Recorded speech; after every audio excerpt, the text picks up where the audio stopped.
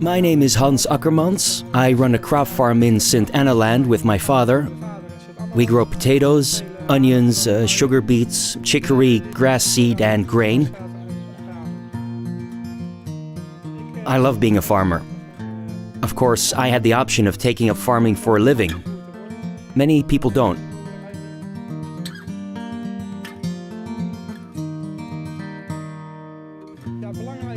What I find important is for crops to be able to thrive undisturbed during the growing season. And only the right fertilization conditions can guarantee that.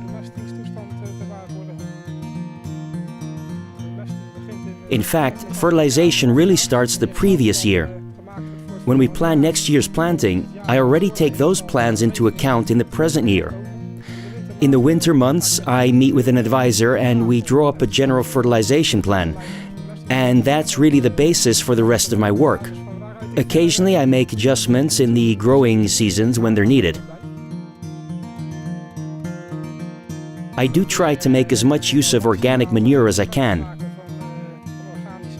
For certain crops, I need to have more control. For example, ensuring that nitrogen is released at precisely the right time.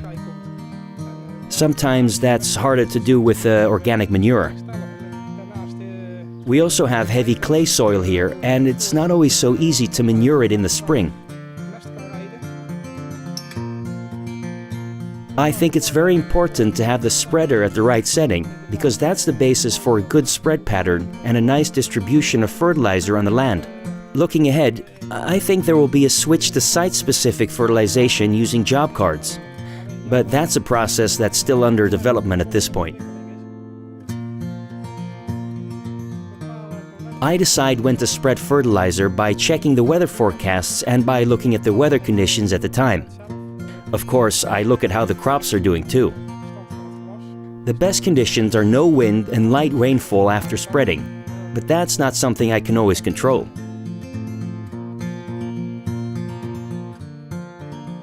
Green manure crops play a major role in my crop planning. I try to plant as much as I can. It's a nice way of collecting nitrogen in the fall that I can plow into the land in the spring. It also helps to maintain the soil structure. It's good for the soil when I till it in the fall and when I prepare it for planting in the spring, and that improves crop growth the year after. I think the future will bring us many new technical solutions and innovations for managing crop growth. We really don't know enough about what happens in the plant itself. And I think we ought to be monitoring crops more during the growing season. That way we can intervene on time and make the right decisions.